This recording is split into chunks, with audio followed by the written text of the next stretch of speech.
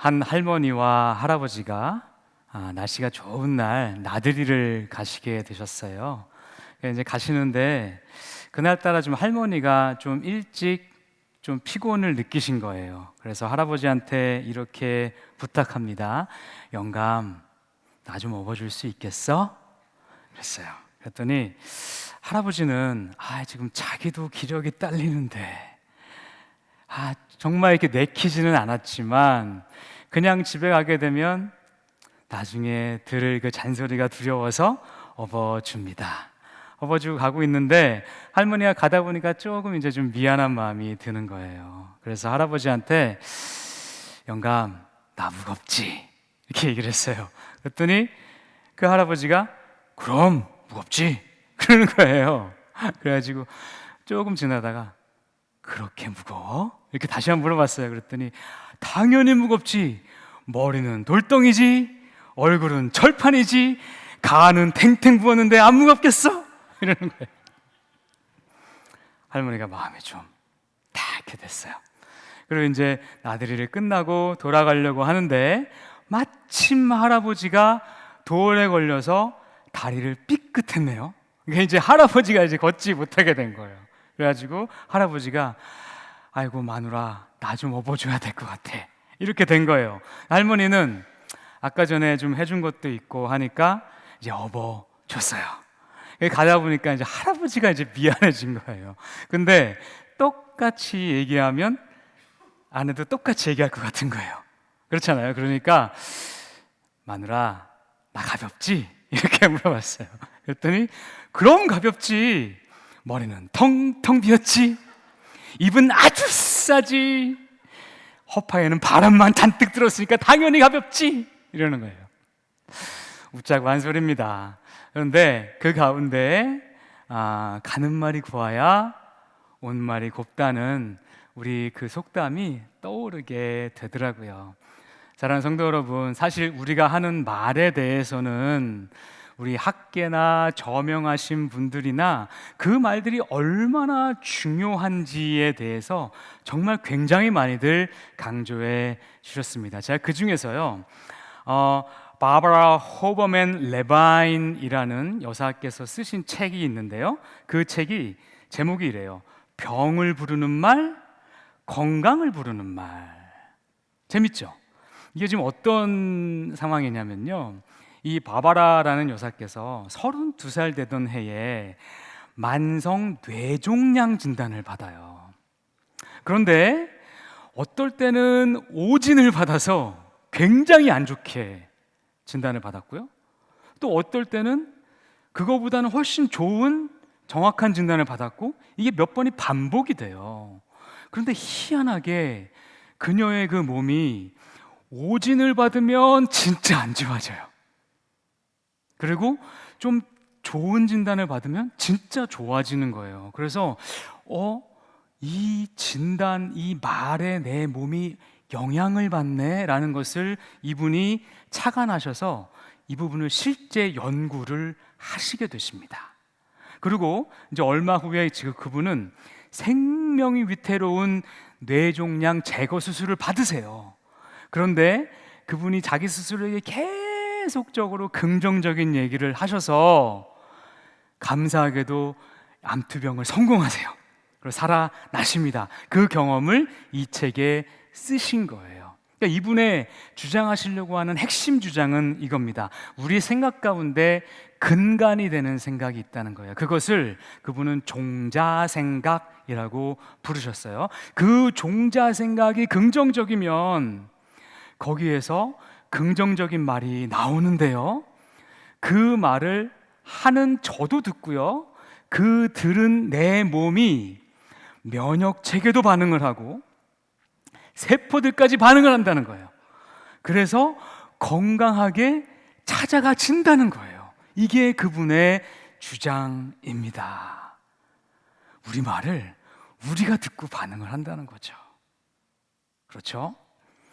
자, 이렇게 꼭 우리가 전문가의 어떤 연구 결과를 보지 않더라도 우리는 삶 가운데서도 우리 말이 얼마나 중요한 역할을 하는지, 나에게 어떤 영향을 미치는지를 매일매일 경험하면서 삽니다. 예를 들어서요, 여러분들께서 어떠한 정말 힘들고 어려운 일들이 두세 가지가 겹쳐서 그날 계속해서 아이고 힘들다, 정말 힘들다, 죽겠다, 그런 부정적인 얘기를 계속 하신 날 있잖아요.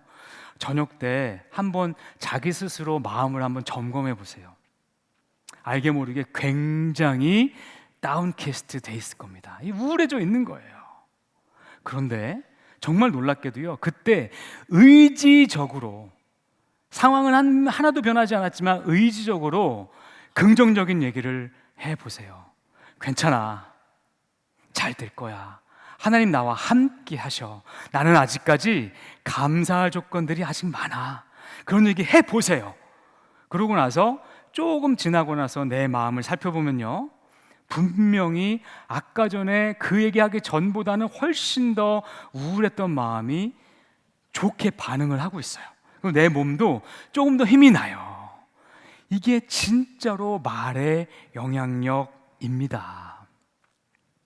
성도 여러분, 우리 성경에도요, 우리가 하는 말에 대한 성경 말씀이 굉장히 많아요. 제가 그것을 알고 있었지만 이번에 말씀 준비하면서 야, 이렇게나 성경에 말에 대한 말씀이 많구나라는 것을 새삼 깨닫게 되었어요. 오늘 저희가 읽은 야고보서 3장 중에 2절 말씀을 제가 한번 읽어드릴게요.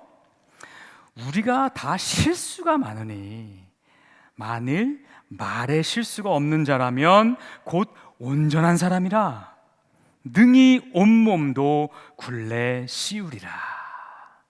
성도 여러분, 제가 지금 청년들과 함께 야고보서를 묵상해 나가고 있습니다. 근데 야고보서 지난주에 2장이 끝났거든요. 근데 2장 끝날 때 야고보가 이렇게 강조해요. 행함이 없는 믿음은 죽은 믿음이라. 그러니까 정말 살아있는 믿음을 우리가 갖고 있으면 그 가운데서 선한 행실이 계속해서 자연스럽게 따라 나온다라고 2장을 마무리 지었어요. 그리고 3장으로 넘어가면서 우리가 신경 써야 되는 그 선한 행실의 첫 번째로 얘기한 게 말실수를 줄여라. 그렇다면 우리가 말실수를 줄이는 것은 우리가 좋은 믿음을 갖고 선한 행실을 해나가는데 굉장히 중요한 게 되지 않겠냐는 겁니다. 그러면서 야고보는 1절에서 먼저 이렇게 얘기합니다. 너희들 가급적이면 선생 되려고 노력하지 마. 선생이 되면 너희가 심판받을 때 더 높은 잣대를 받게 되는데, 선생이라는 그 자리는 말이 많아야 되는 자리야. 말이 많으면 당연히 허물 실수가 나올 수밖에 없어. 그러니까 선생 되려고 가급적이면 너무 노력하지 마라고 얘기를 하면서 시작을 합니다. 우리는 이 말에 좀 주목할 필요가 있어요. 그래서 성경이 우리가 하는 말에 대해서 해주는 첫 번째 교훈은요, 간단해요. 그건 뭐냐면 말을 줄여라입니다. 말을 줄이라는 거예요. 이게 우리에게 주시는 성경의 교훈입니다. 잠언 10장 19절 말씀을 같이 한번 읽어보겠습니다. 시작. 말이 많으면 허물을 면하기 어려우니 그 입술을 제어하는 자는 지혜가 있느니라. 네, 그렇습니다. 그러니까 아무리 지혜 있는 사람이라도 말이 많아지면 거기에 따라서 허물이 많아질 수밖에 없다. 그래서 진짜 지혜로운 사람은 입술을 통제하는 거다. 다시 말해서 말을 줄이는 사람이 진짜 지혜로운 사람이다 라고 이야기를 합니다. 자, 말을 줄이라는 것까지는 사실 우리가 인정이 되고 이해가 되고 조금 부담스럽긴 해도 그래도 받아들일 수 있어요. 그런데 성경에 보면 이러한 말씀보다 우리가 하는 말에 대해서 훨씬 더 부정적으로 얘기하는 말씀들이 굉장히 많습니다. 제가 그 중에서 3절만 뽑아서 한번 읽어볼 테니까 한번 눈으로 따라 읽어 주시기 바랍니다. 시편 140편 3절 말씀입니다. 뱀같이 그 혀를 날카롭게 하니 그 입술 아래에는 독사의 독이 있나이다. 시편 120편 2절 4절 말씀입니다. 여호와여, 거짓된 입술과 속이는 혀에서 내 생명을 건져주소서. 너 속이는 혀여, 무엇을 내게 주며 무엇을 내게 더할고 장사의 날카로운 화살과 로뎀나무 숯불 이리로다. 잠언 16장 27절 말씀입니다. 불량한 자는 악을 꾀하나니 그 입술에는 맹렬한 불 같은 것이 있느니라. 성도 여러분, 제가 이런 말씀이 너무나 많아서 뽑고 뽑아서 딱 3절만 읽어드린 거예요. 그러니까 성경이 우리가 하는 말이 얼마나 파괴적일 수 있는지에 대해서 정말 강하게 경고하고 있음을 우리는 기억해야 합니다. 그런데 저는 궁금증이 좀 생기더라고요. 왜냐하면 이 혀도 하나님께서 우리에게 창조해 주신 하나님의 창조물 아니십니까? 그런데 하나님께서 우리를, 인간을 창조하시고 보시기에 심히 좋았더라 라고 얘기해 주셨잖아요. 그러면 하나님은 이 혀도 아름답게 만드신 거잖아요. 그런데 왜 우리 혀에 대해서 성경이 이렇게까지 불이 있다, 독사의 독이 있다, 화살이다, 이런 표현들을 이렇게 쓰게 됐을까? 언제부터 이렇게 됐을까? 궁금해지더라고요. 그런데 잘 그것을 추적해 보다 보니까 우리 너무나 잘 아는 창세기 3장에 우리 인류가 타락하면서부터 타락하게 되었어요. 그러니까 아담이 죄를 지어서 타락하면서 우리 인간의 또 세상의 모든 영역은 다 타락을 했는데 그 중에서 말이 가장 먼저 타락했어요. 한번 좀 증거를 찾아볼까요? 범죄하기 전에 아담은요, 하와를 보고 이렇게 말합니다. 2장 23절 말씀입니다. 아담이 이르되 이는 내 뼈 중에 뼈요 살 중에 살이라. 이거 얼마나 멋진 말입니까?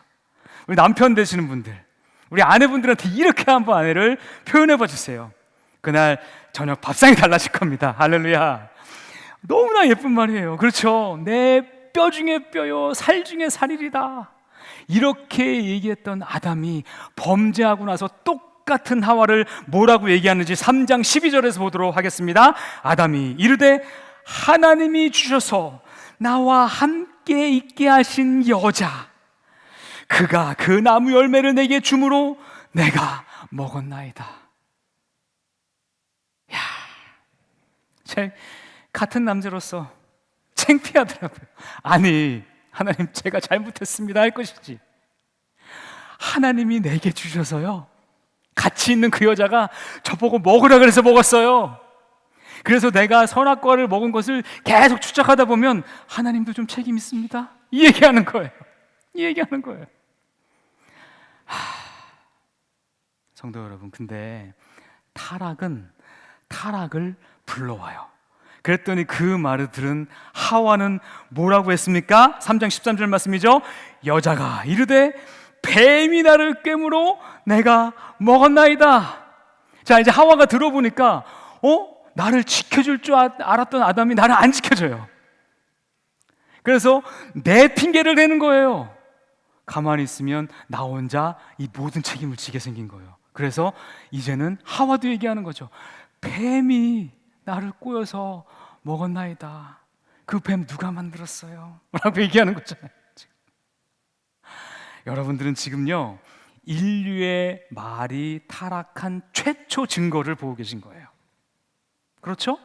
그런데 아담과 하와가 이제 에덴 동산에서 쫓겨났어요. 그래서 가인과 아벨을 낳았습니다. 그런데 잘 아시는 바대로 가인이 아벨을 질투하는 질투심 때문에 돌로 쳐서 죽였어요. 그때 하나님이 가인에게 와서 얘기했습니다. 내 아우 아벨이 어디 있느냐?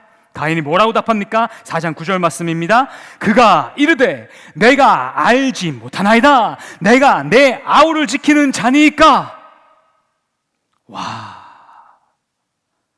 감히 어느 면전이라고. 하나님이 지금 가인이 무슨 행동을 했는지 모르셔서 물으십니까? 하나님이 지금 아벨이 어떤 상태에 있는지 모르셔서 물으시는 거냐고요. 이게 인간이 타락하면서 나온 증거들입니다. 그래서 말의 타락은요, 인류가 타락하면서 함께 나온 것들이에요. 왜냐하면요, 잘 들으세요. 이 우리 말은요, 우리 마음을 담아내는 그릇이에요. 우리 마음에 있는 것들이 입을 통해서 나오는 게 말입니다. 그런데 내 아내가 타락하고 내 아내가 더러운 것만 있으면 내 입이 따라 타락할 수밖에 없는 거예요. 우리 인간이 타락했을 때 하나님께서 오죽하면 창세기 6장에서 이렇게 말씀하시죠. 여호와께서 사람이 그 마음으로 생각하는 모든 것이 항상 악한 것을 보시고 사람 지으신 것을 한탄하셨도다. 우리 내면이 타락한 거예요. 그러니까 거기서 나오는 말들도 타락할 수밖에 없었던 겁니다. 여기에 대해서 야고보는 오늘 말씀 6절에서 이렇게 이야기하는데 함께 같이 읽어보겠습니다. 시작. 혀는 곧 불이요 불의의 세계라. 혀는 우리 지체 중에서 온몸을 더럽히고 삶의 수레바퀴를 불사르나니 그 사르는 것이 지옥불에서 나느니라. 지옥불에서 난대요. 이어서 야고보는 7절 8절에서 뭐라고 얘기하냐면요, 우리 인간들이 모든 생물들과 짐승들과 벌레들까지 다 우리가 다스려 왔지만 우리 혀는 못 다스린다 라고 이야기합니다. 제가 읽어드릴게요. 7절 8절. 여러 종류의 짐승과 새와 벌레와 바다의 생물은 다 사람이 길들일 수 있고 길들여 왔거니와 혀는 능히 길들일 사람이 없나니 쉬지 아니하는 악이요 죽이는 독이 가득한 것이라. 여러분 어떻게 생각합니까? 그래서 우리가 말에 대해서 생각할 때 두 가지를 좀 꼭 기억했으면 좋겠어요. 그것은 하나는 뭐냐면 우리가 입에서 나오는 말을 그냥 다 하면요, 그게 좋은 게 아니에요. 그게 나와 내 주변 사람들을 불살라 버릴 수 있는 말이 될 수 있다는 것을 우리가 항상 기억해야 되고요. 두 번째는 이 말을 통제하는 것이 세상 그 어느 것을 통제하는 것보다 가장 어렵다는 것을 우리가 인정해야 합니다. 그래야 그 어려운 것을 두렵고 떨리는 마음으로 조금씩 통제해 갈 수가 있는 거겠죠. 제가 이 말씀을 준비하면서 저와 여러분이 함께 경각심을 지금 가져야 될 만한 말씀을 예수님께서 하신 게 있어서 함께 좀 쉐어해 보도록 하겠습니다. 마태복음 12장 36, 37절 말씀인데 예수님이 하신 말씀이에요. 내가 너에게 이르노니 사람이 무슨 무익한 말을 하든지 심판날에 이에 대하여 신문을 받으리니 내 말로 의롭다함을 받고 내 말로 정죄함을 받으리라. 와, 우리가요 평생에 했던 말들을요 우리가 하나님 앞에 심판받을 때 그 말로 우리가 판단을 받게 된대요. 그래서 우리가 선한 말을 했으면 그걸로 우리가 선하게 평가받고 악한 말을 했으면 그것으로 악하게 평가받는답니다. 이 말씀을 제가 읽었을 때 얼마나 두렵던지요. 여러분들도 마찬가지 느낌이 들 거라 저는 생각합니다. 우리가 일생 살면서 얼마나 많은 말실수들을 사실 해왔습니까? 그런데 이 말인 거죠. 우리가 혀로 했던 그 말들에 대해서 우리가 반드시 책임지게 된다. 그걸 생각해 보니까 우리가 정말 혀를 잘 다스려야 되는 이유가 더 분명해지더라고요. 그것은 내 말 때문에 남들이 상처받을까봐만이 아니에요. 그것도 중요한데 내 스스로가 언젠가 내가 한 말에 대해서 책임지기 때문이에요. 그래서 그것은 남과 나를 함께 살리는 거예요. 이해되시죠?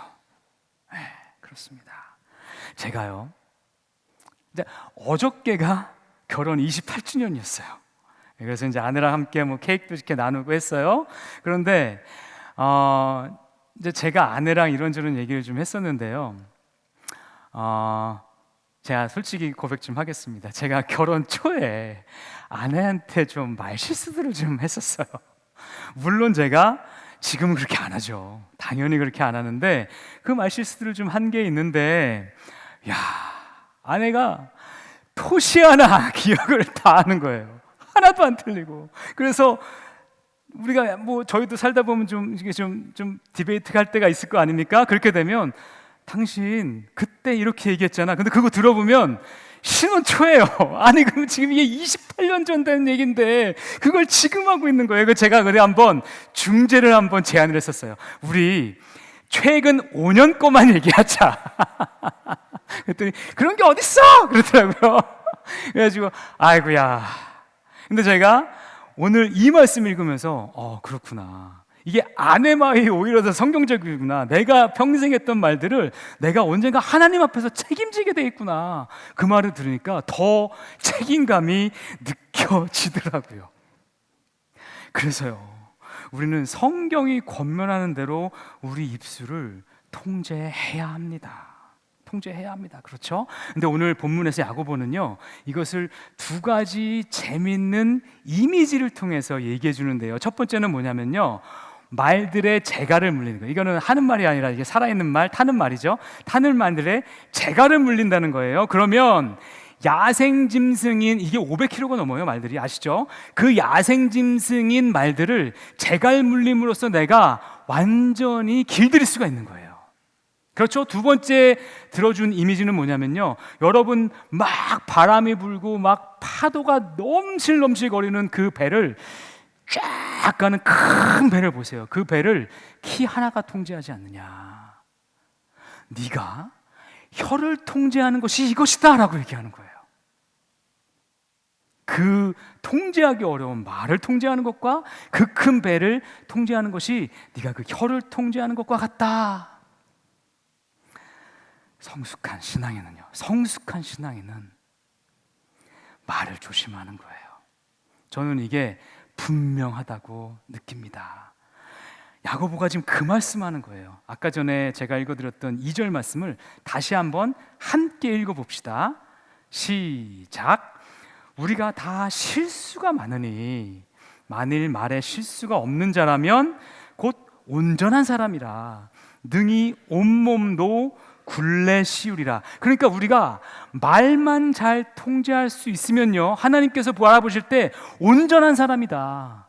그래서 그 사람은 말만 통제하는 게 아니라 내 온몸, 내 주변, 내 관계, 나와 관계되어 있는 모든 것들도 잘 굴레 씌운다, 통제할 수 있다는 뜻이에요. 여러분 동의하십니까? 저는 너무나 이 말에 동의가 되더라고요. 사랑하는 성도 여러분, 지금까지 그래서 우리는 이제 말을 잘 통제하고 혀를 다스려야 되는 필요성에 대해서는 함께 이제 공감이 됐습니다. 그러면 지금부터는 성경적으로 우리가 어떻게 이 언어 훈련을 해나가야 되는지를 함께 살펴보도록 하겠습니다. 첫 번째는요, 내 입술에 파수꾼을 세우는 거예요. 함께 읽어볼까요? 시작. 내 입술에 파수꾼을 세우라. 이 말씀이요, 시편 141편에 나온 말씀입니다. 이렇게 말해요. 여호와여, 내 입에 파수꾼을 세우시고 내 입술에 문을 지키소서. 이게 얼마나 멋진 말입니까? 이게 얼마나 멋진 말입니까? 이게 다윗이 쓴 시입니다. 자, 여러분과 저 입에 파수꾼이 있어요. 그래서 내 안에서 지금 무슨 말이 나오려고 해요. 목구멍까지 딱 왔어요. 근데 파수꾼이 잠깐 딱 스톱을 시켰어요. 그리고 지금 이 말이 사람을 살리는 말이냐 죽이는 말이냐, 공동체에 덕이 되는 말이냐 공동체를 망치는 말이냐 물어봐요. 그래가지고 그게 사람을 죽이는 말이고 공동체를 정말로 해야 하는 말이면 스톱, 못 나가게 하는 거예요. 할렐루야. 이게 내 입에 파수꾼을 세우는 거잖아요. 이게 내 입에 파수꾼을 세우는 거예요. 그러니까 이렇게 하게 해달라고 다윗이 하나님께 고백하는 거예요. 주님, 내 입에 파수꾼을 세우시고요, 내 입술을 닫아주시옵소서. 와, 이 다윗의 그 마음이 느껴지더라고요. 여러분들 잘 아시는 이찬수 목사님께서요, 이런 말씀을 하시더라고요. 만약에 우리가 어떤 얘기를 하려고 하는데 그 서두에 이러한 말들이 나오거들랑 말을 그만해라. 입을 닫아라. 궁금하시죠? 궁금하시죠? 첫 번째로 얘기하신 게 기분 나쁘게 생각하지 말고 들어봐. 이 말이 나오면 하지 말라는 거예요. 왜냐하면 이렇게 설명하시더라고요. 그 말이 나오면 상대방은요 이미 기분 나쁠 준비가 돼 있어요. 어디 한번 해봐. 이러면 하지 말라는 거예요. 두 번째로 분이 얘기하신 게 뭐냐면은 내 이 말은 안 하려고 했는데 안 하려고 했으면 끝까지 하지 말라고 하시더라고요. 이해되시죠? 이해되시는 거예요. 마지막으로 하나만 더 얘기하면요, 다 너 잘 되라고 하는 얘기야. 제가 이게 너무 공감이 되더라고요. 너무 공감이 돼서 인용을 했는데 아마 여러분들도 같이 공감이 됐을 거예요. 정말 이런 경우 많았던 거예요. 살면서 그때 그 얘기 하지 말걸. 근데 입에 나왔어요. 집에 와가지고 안 했었어야 되는데 했던 게 이런 말들이더라고요. 제가 신학생 때 들었던 지혜 중에 참 지금도 제가 잘 기억하고 있는 지혜의 말씀이 있습니다. 원래요, 장로교회 전통이 입이 무겁고요, 신중한 거예요. 이 장로교회 영어로 Presbyterians잖아요. Presbyterians가 이게 나이가 지긋하고 지혜로운 사람들을 부르는 이 단어거든요. 그래서 장로교회에서 내려오는 지혜예요. 지혜인데 우리 이런 적 있잖아요. 내가 이 얘기를 하는 게 맞나 하지 않는 게 맞나 이게 헷갈릴 때 있잖아요. 그럴 때 우리 스스로에게 3단계 질문을 해보고 나서 그래도 해야 되면 얘기를 해라 라는 지혜예요. 자, 1단계가 뭐냐면 Does it have to be said? 우리나라 말로 하면 이 말을 꼭 해야만 하는가 생각해 보라는 거예요. 내가 이 말을 안 하면 교회가 잘못된 길로 가게 되나? 한번 생각해 보라는 거예요. 정말 그렇다면 오케이, 그러면 나는 해야 돼. 그럼 2단계로 넘어가는 거예요. 2단계는 Does it have to be said by me? 꼭 내가 해야 되나?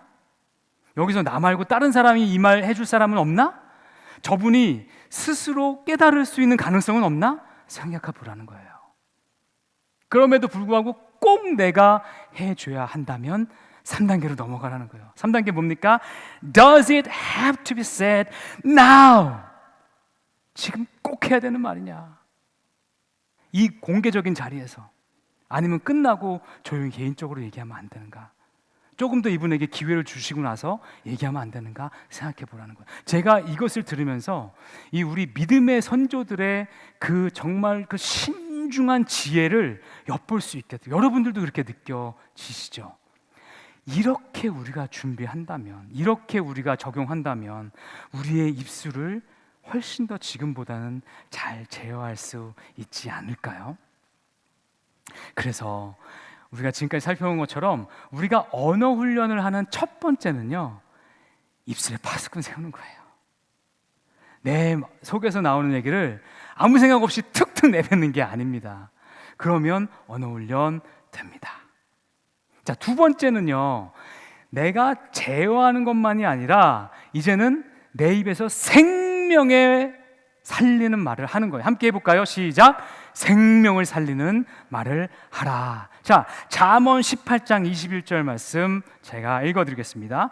죽고 사는 것이 혀의 힘에 달렸나니 혀를 쓰기 좋아하는 자는 혀의 열매를 먹으리라. 솔로몬은요, 지금 죽고 사는 것이 혀에 달렸대요. 그래서 아까까지는 우리가 부정적인 얘기만 했는데 혀가 우리 사람을 죽이기도 하지만 반대로 혀가 우리 사람을 살리기도 한다는 거예요.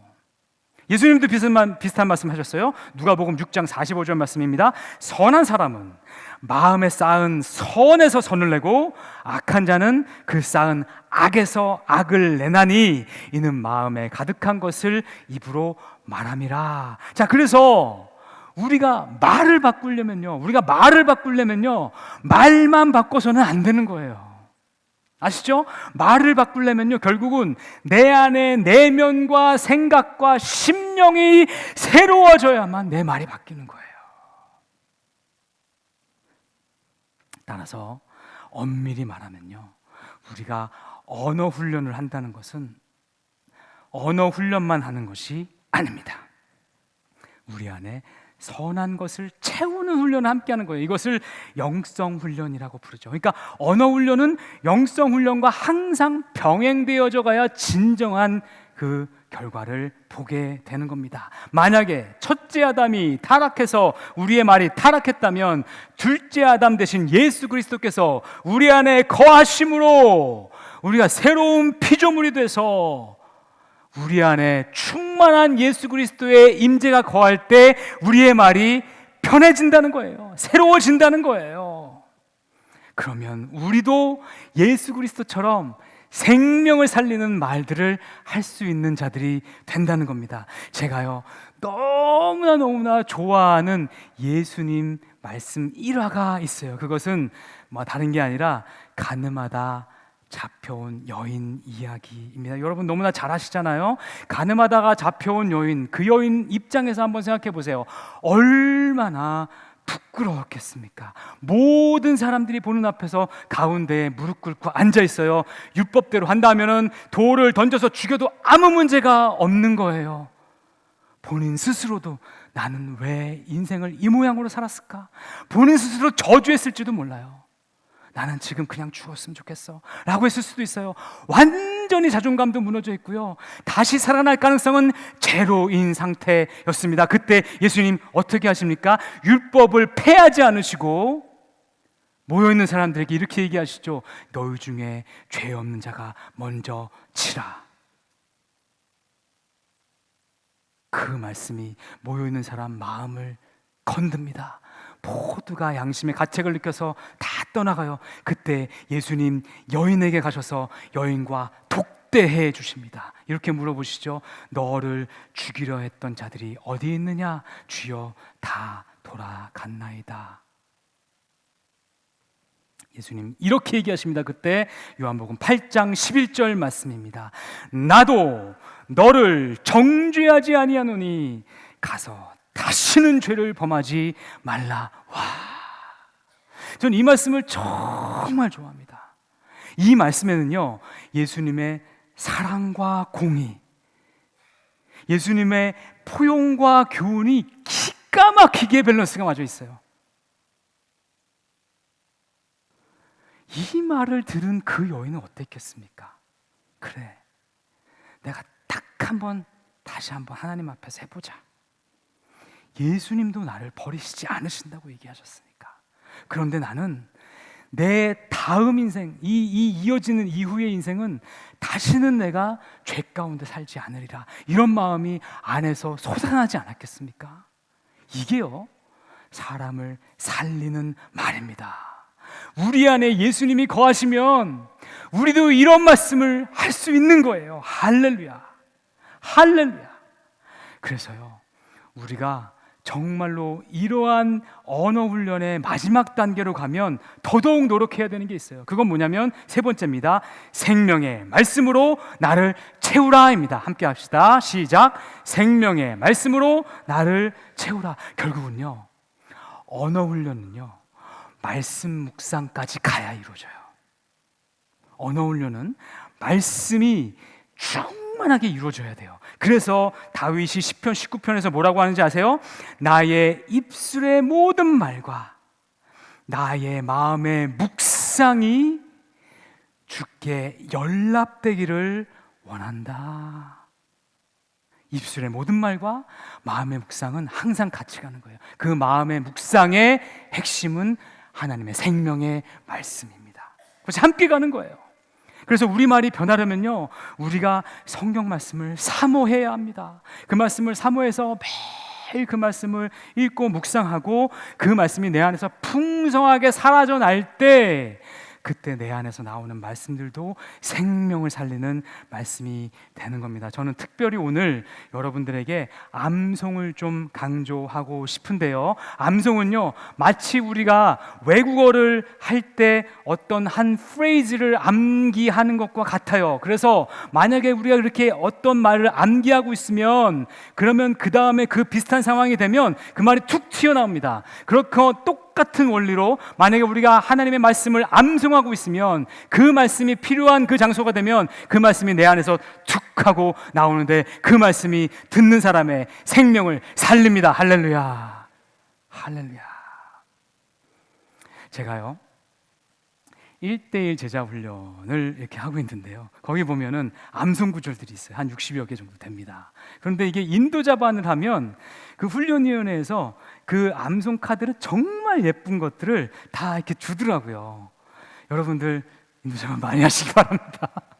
자, 그런데 그걸 받으시면 그게 딱 제가 보니까 자동차 계기판 거기다 딱 놔두고 다니면 되게 좋아요. 그래서 저는 세워놓고 그 레드라이트에 걸릴 때마다 한 번씩 읽어요. 시간도 잘 가고요.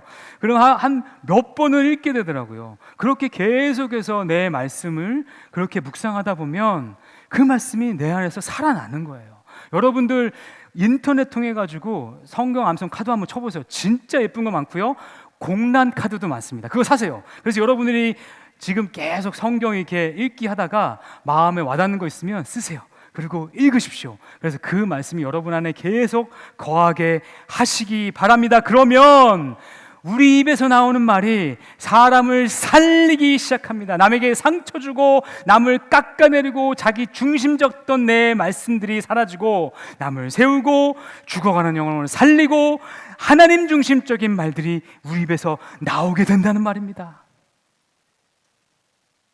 이것이 신앙의 성숙으로 가는 길이 아닐까요? 이것이 신앙의 성숙으로 가는 길이 아닐까요? 만약에 우리 말을 통해서 죽어가는 사람이 살아난다면 이보다 가치 있는 게 뭐가 있겠습니까? 천하를 준들 바꾸겠습니까? 여러분들이 이 여러분의 입술을, 저의 입술을 하나님께 드림으로써, 이 입술을 통해서 하나님께서 다른 사람들을 살리는 도구로 사용하신다면 이게 얼마나 은혜가 될까요? 여러분, 우리 언어가 바뀌면요, 제일 먼저 가족이 알아봐요. 여러분 직장 동료가 알아보기 시작하고요, 여러분 교회에서 함께 만나시는 교우분들, 목원분들이 알아보기 시작해요. 여러분, 우리 한 해 목표를요, 우리 연말까지 이런 말 좀 듣는 걸로 한번 정했으면 좋겠어요. 여러분 자녀들이, 아내, 남편이, 혹은 여러분 주변에 있는 분들이, 집사님, 권사님, 장로님, 요즘 말이 너무 은혜로워졌어요, 이런 말 듣는 저희 공동체 됐으면 좋겠어요.